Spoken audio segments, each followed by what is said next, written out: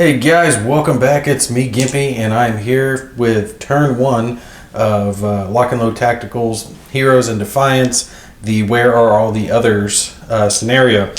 If you did not see my setup video on that, you might want to go check that out. I go over the specifics for the game and some of the special rules, but just FYI, if you haven't seen it, there are a lot of special rules that apply just to this scenario alone. I am going to do my best to remember them all. I might forget one here or there. It's just going to happen. It has been a little while since I've played a lock and load tactical game, so don't hold it against me if I don't have it all exactly perfect, but I was reading over everything to make sure and refresh myself a little bit before we got started on that. If you do like this lock and load tactical system, make sure you check out their page itself, their website. They do have some new titles upcoming. I know... what was that? Space Infantry Resurgence, I think that's coming out soon. And what was it? Red Eclipse, I think. It's another tactical type game. I think that one's on pre-order as well, so definitely check that out if you're interested in the tactical games. All right, but let's get ready to get started here. Quick refresher, if you don't remember, the Belgian troops are the ones I'm going to be playing as, and I have to play as them because, as you see, they're not on the map. They're not on the map because I'm going to place them on the map wherever I so choose during the game, and it's to represent how things went historically in the battle. Each of my guy leaders do have, well, not leaders, I've got a leader and a hero. They have a little special ability. The hero has Opportunist, and my leader has Maneuver, which isn't quite as good as I thought it was. As long as he doesn't have any markers on him, moved, fired, stuff like that, he can retreat instead of taking a shaken result. But he's not really probably going to be able to use that because more often than not, if he's on the board, he's going to have a marker on him. I don't know, I'll just have to see how that plays out for him. Also keep in mind that I do have 3 of these mines that I can take and deploy at will. Now, they don't work exactly like other mines. Again, I can just set them down in whatever hex that I want, and I can say, hey, it's the hex that they're entering, and they have to roll for it. But again, it's only 50% chance for them to go off. So you roll a die, and crap, I can't remember if it's even or odds on it. It really doesn't matter. It's just 50%. Let's look in the book real quick. If the result is even, resolve the attack. So 2, 4, 6, the mine will go off. Otherwise, the mine won't go off, but it stays in whatever hex that I put it in. And if other units step there, then they have to resolve the attack as well. And I was kind of wondering if I could place this to kind of block it off a little more, because I've got 3 of them. If I had just a few more, I could really block it all off, but I'm thinking over here. But once one guy steps in it, they're not going to step the rest. And I'd rather take and try to put them on these kill stacks, because there's 3 kill stacks around.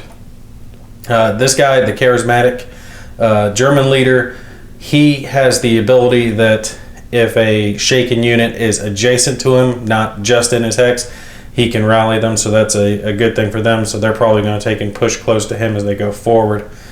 I don't know if I place the mines here, maybe over here somewhere to slow them down. Maybe I take and I use the mines to wall off one area and make them have to slow down and come through the wire.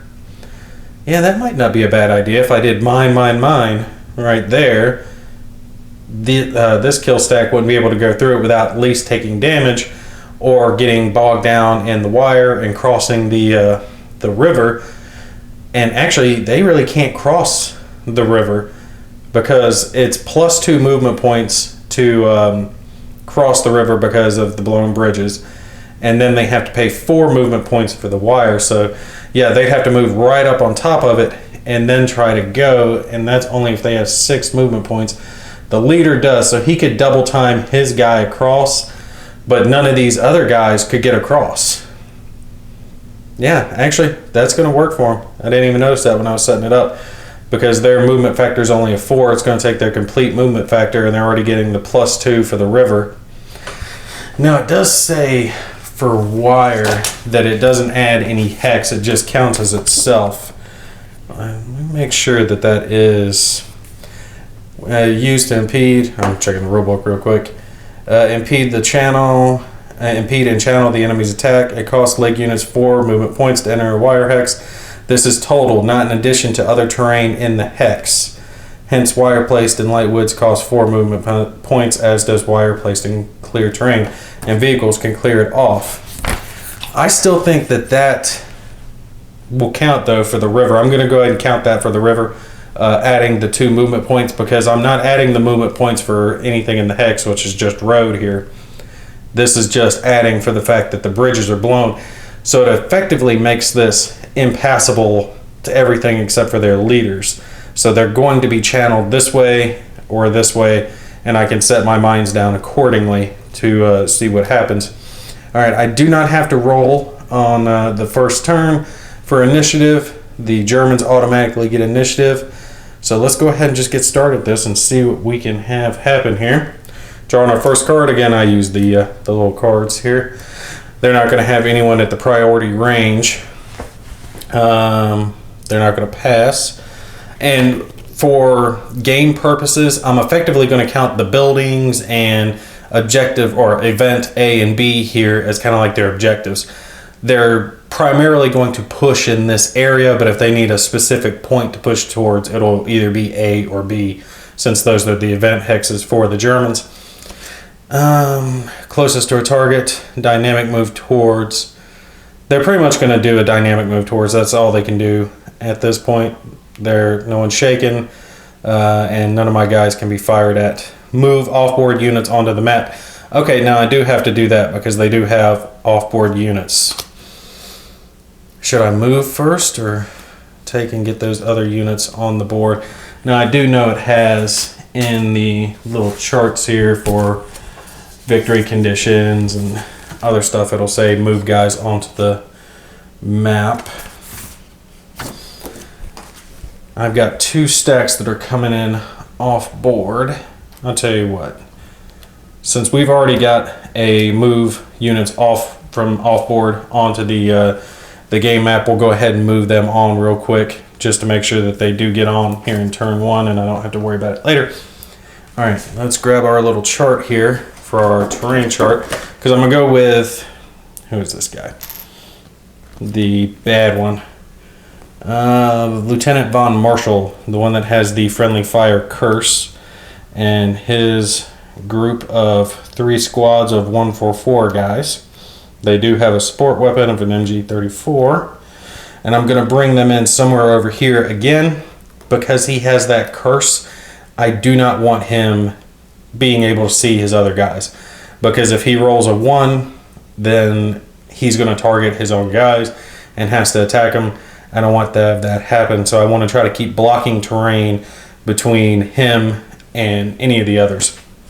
Now here's the thing that I didn't notice as much when I was setting this up. This terrain is very hilly, and some of the commenters were talking about this module, this game has a lot of hilly terrain, because you can see the green, the clear down here at the road is kind of like the base level, and then you got a 1 level hill and a 2 level hill, and then trees on top of it, and there's like little hills dotted all the way around. I think it even goes up to another level hill. So yeah, right here you could go 1, 2, what is that, 3, 4 high. So that's really going to adjust it. I'm going to try to stay Johnny on the spot as far as line of sight's concerned, but you know, it might get a little wacky on it because this map is, you know, all over the place, but we will do our best to make sure we're on point with it. Okay, so we're coming in here and it's going to cost them a lot. Let's see how much movement point wise is going to be for these hills.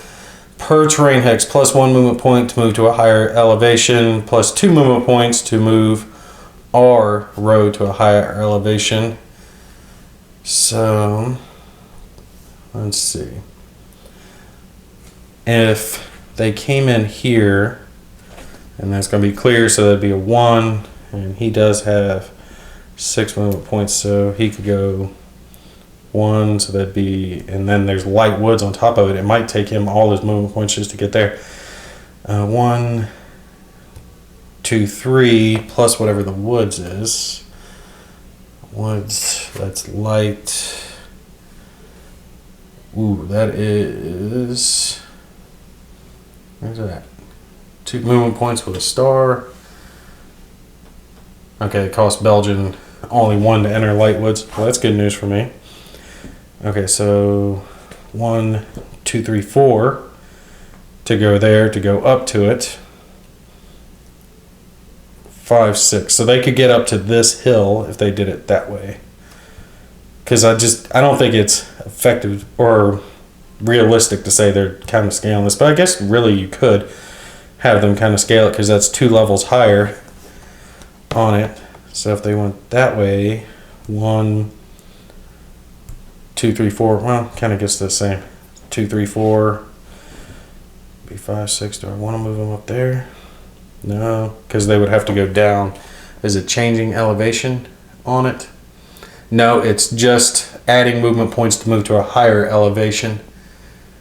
And since leg units take 2 to enter light woods, yeah, 1, 2, 3, 4, 5, 6. We'll just have them go there.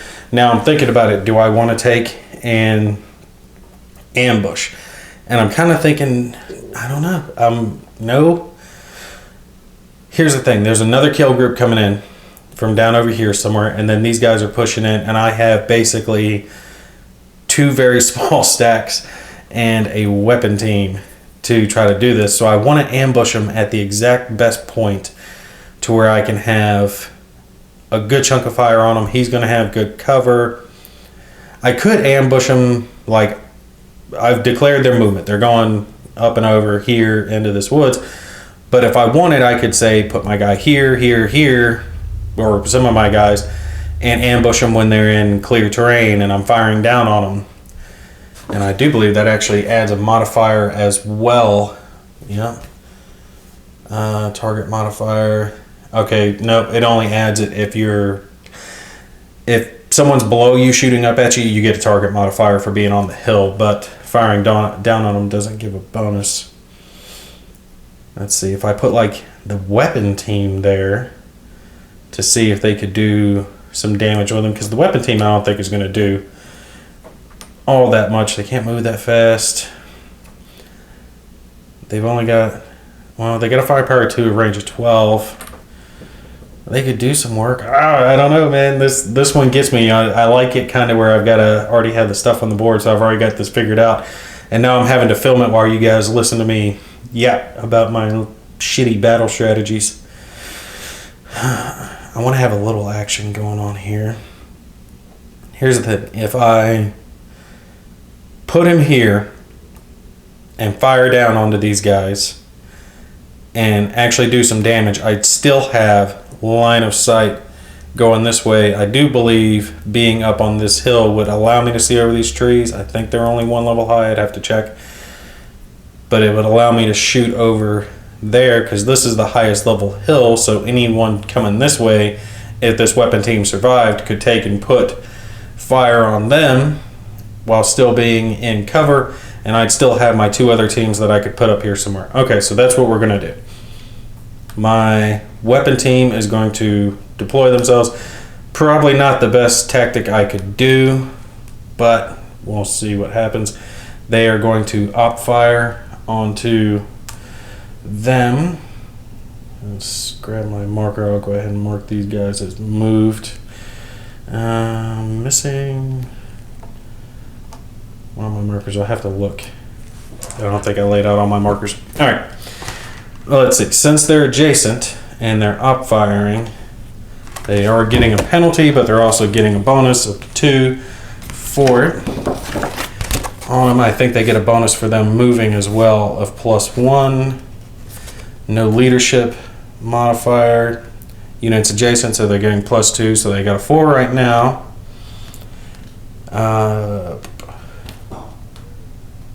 Rubber boat, mounted. Target using mounted unit, not marked. Yep.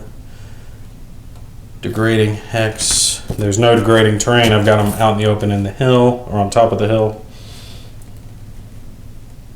Not a passenger. Firing after assault movement. No, he's not doing assault movement.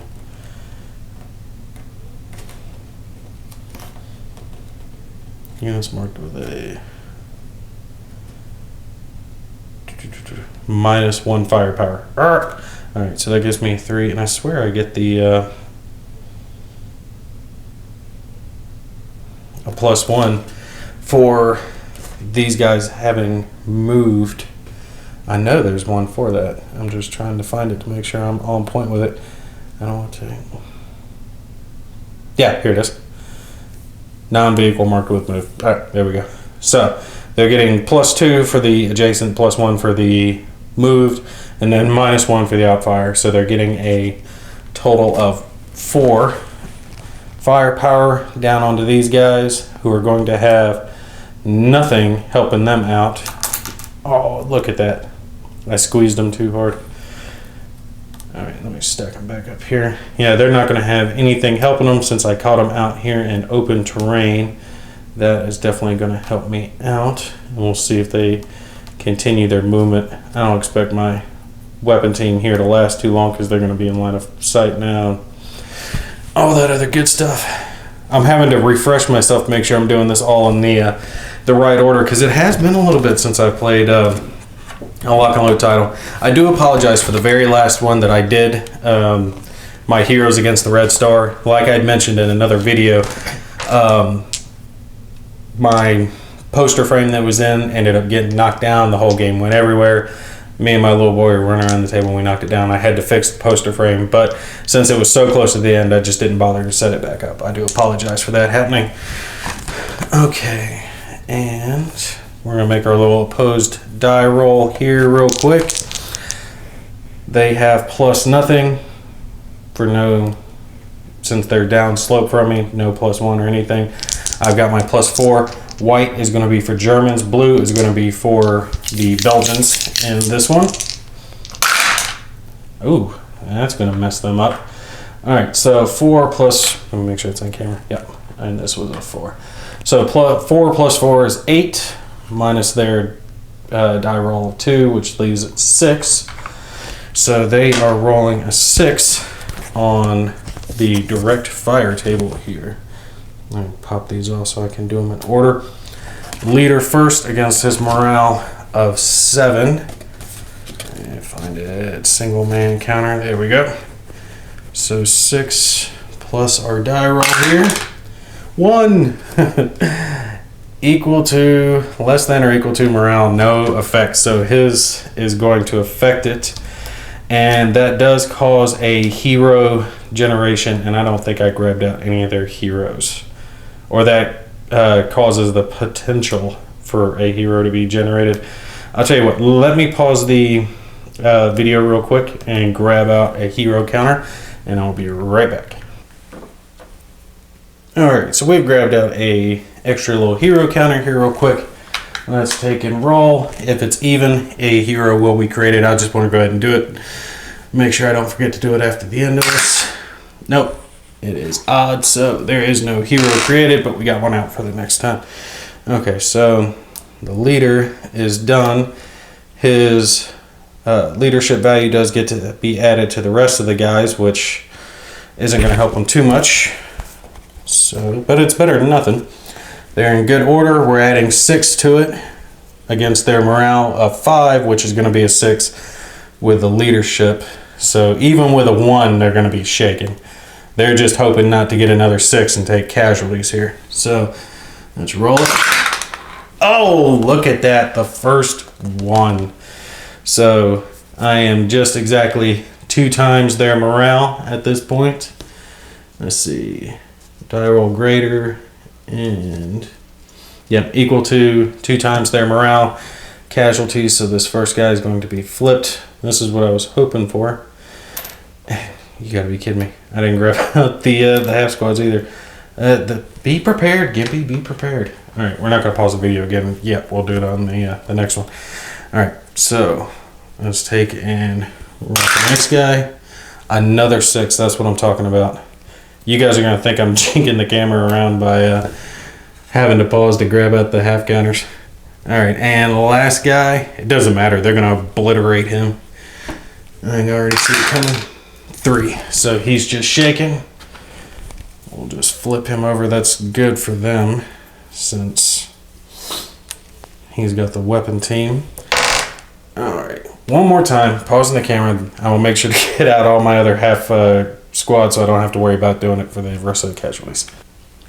Alright, so now we're good to go. I got the enemy squads. They're 2 half squads now, and the rest of them stacked back up. They're good to go. I've got the little half ones ready for later.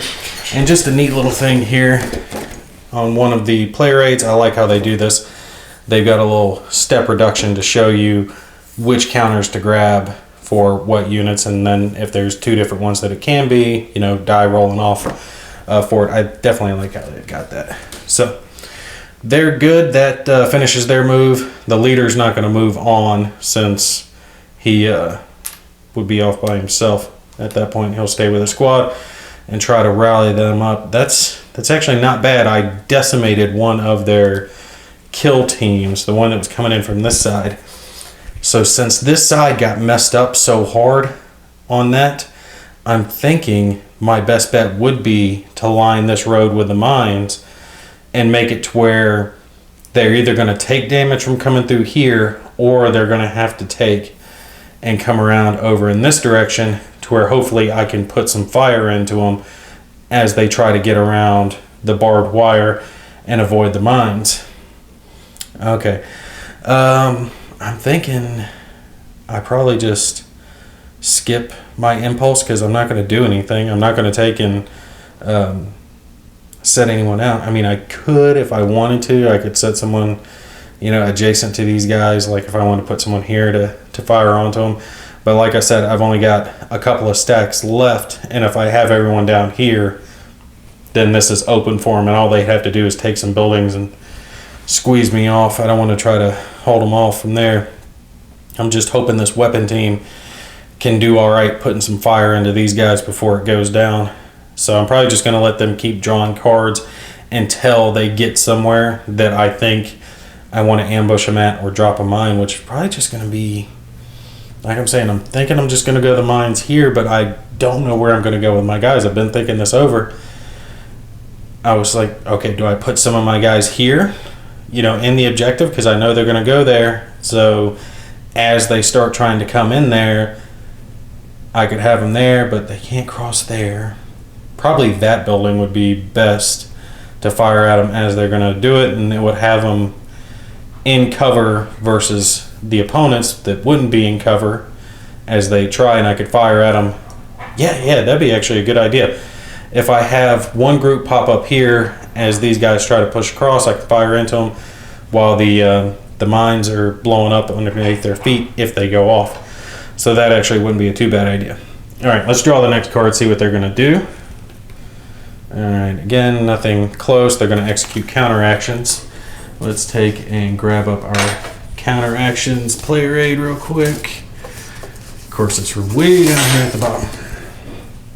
All right, we're on our offensive counteractions. And first thing, are there AEO units off the map? Yes, there are. All right. Oh, yeah, right there is. Off the map, yes. Move offboard vehicles, then multi-man counters. Move on the map, roll 1d6. One vehicle. Oh, okay, so this is just who's going to move. Single man counters can always move the vehicles and does not count towards the unit total. Okay, so it's just saying to move the offboard guys on, so we'll take and move our last enemy kill stack of Germans on, and at that point every German will be on the board that's going to be on the board. Now they're here. See, the thing is, like, I know the strategy in my mind. I know I'm not planning on putting my guys down here so they could really rush up if they wanted to, but I need to play them like they can't do that. Let's see, what's their range? This guy, it's their hero Teufel. Yeah, Teufel. And he's got assault movement guys with him, but they have a short range. They only have a range of 4. Oh, no. They've got a couple of... No, they only have one MG42, or no, MG34 rather. That's 34, isn't it? Yeah, MG34 has a range of 9, so they can reach out and touch somebody, just not with too much. Let's see. Our movement factor is only going to be a 4. Since it's a 4, I know they're going to have to come in through this direction. And the bunker can fire out over 2 here, so they might try to avoid that. It might be best for them to run up here. They can come up south. This weapon team's already fired. If he was firing up that hill, there'd be degrading terrain in between them. He'd be getting another +1, and then he'd be getting... Well, he's actually probably going to survive because he's in heavy woods. Heavy woods is a +2, so he'd have a defensive modifier of 3, and they'd be subtracting 1 for degrading terrain. If I'm thinking like if they moved right here into this little half or right here and they were firing upslope onto him.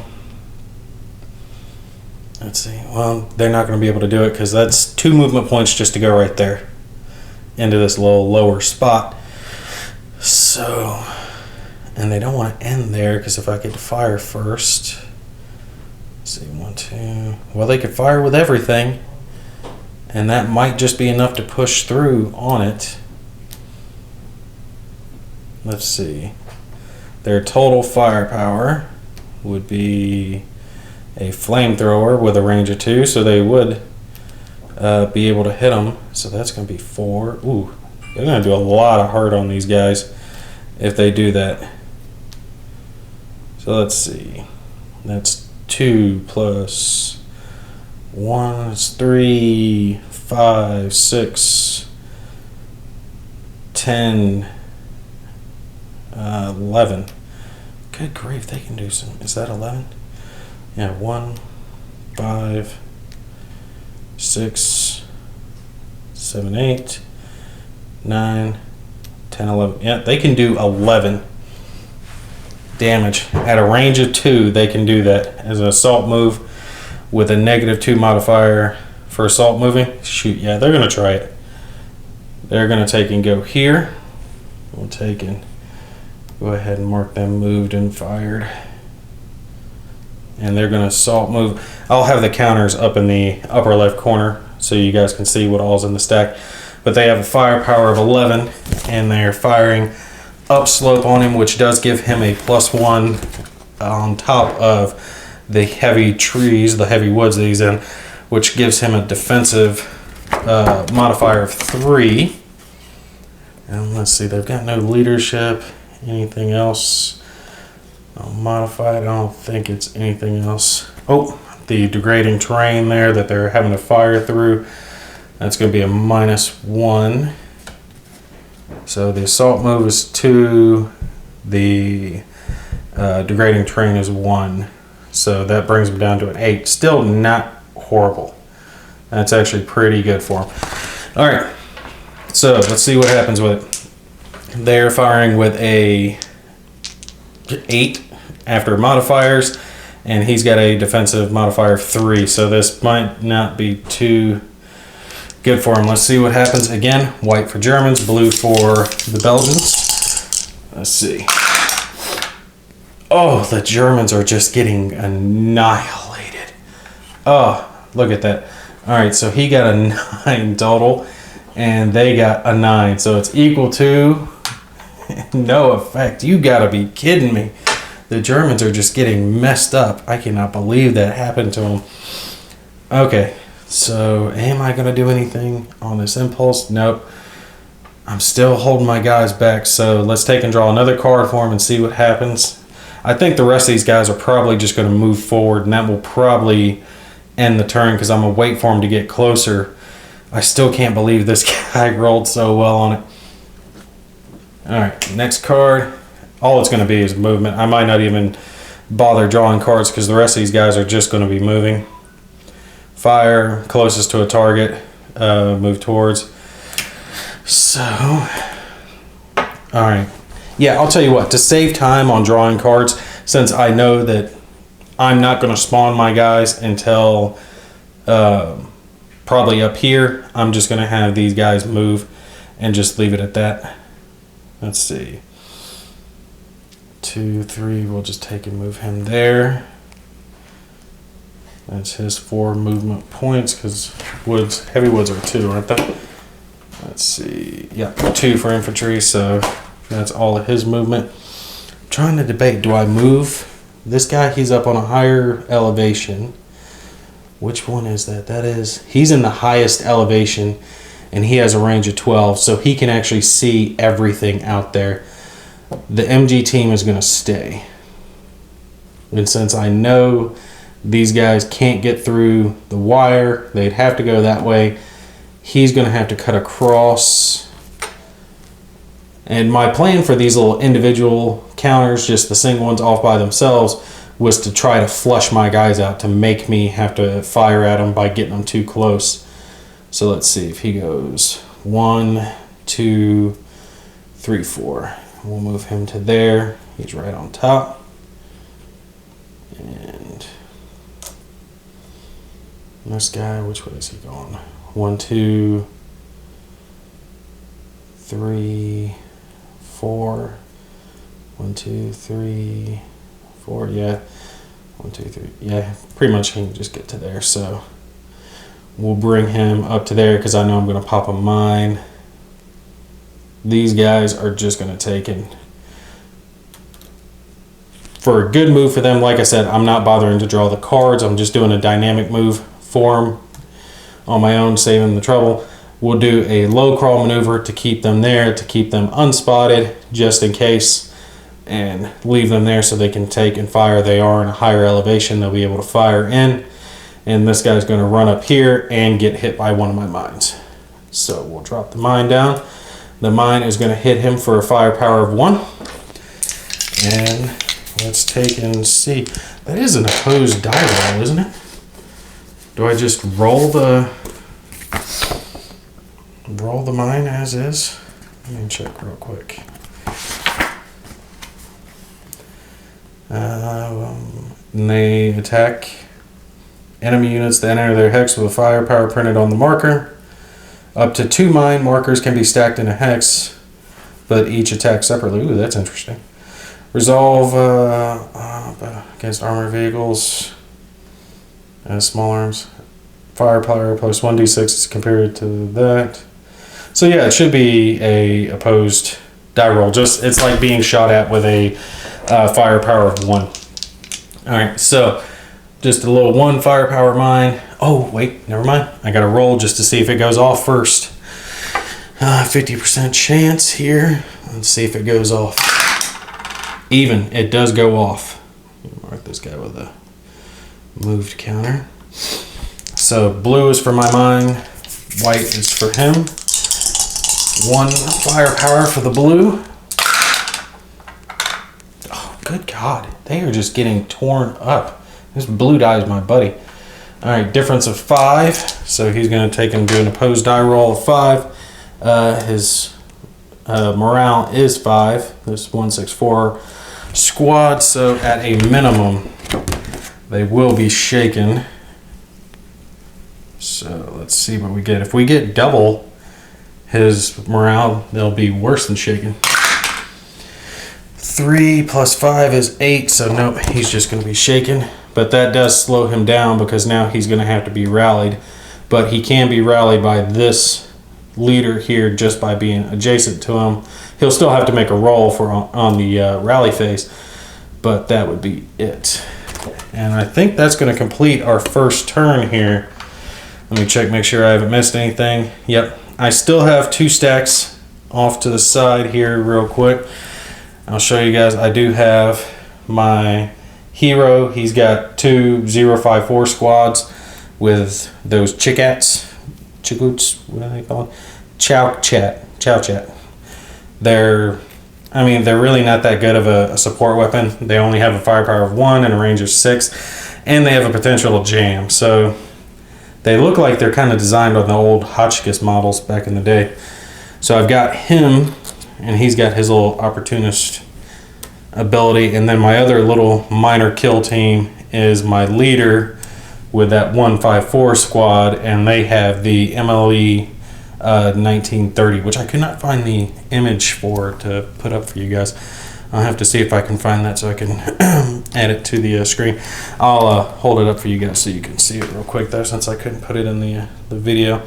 You can see it's the same as the other. Firepower of 1, range of 6, but no jam that you have to worry about on that, so that makes it a little bit easier. Yeah, we're good. We've got our first turn down. I'm gonna go ahead and stop the video here. We'll pick up on round 2. We'll see if this weapon team holds out. I'm hoping I can take and get initiative in round 2, because if I get initiative, depending on what happens, if this stack here rallies, I'd probably fire at them just to do as much damage to them as possible. If they don't rally, if I luck out and the leader can't rally his troops, I could fire down onto those guys and just see if I luck out to cause any damage to them. I cannot believe they missed as badly as they did, and this guy was able to survive. But he's got decent cover. He's doing all right, so that's actually worked out pretty well for me. And if they can rally up these guys, they still have a couple of stray squads pushing up over here, so they can try to get into the back door. But I don't know, I might be able to hold them off. We'll have to see what happens. All right, but that's going to be it for this one. You guys take care. I'll see you in the next one.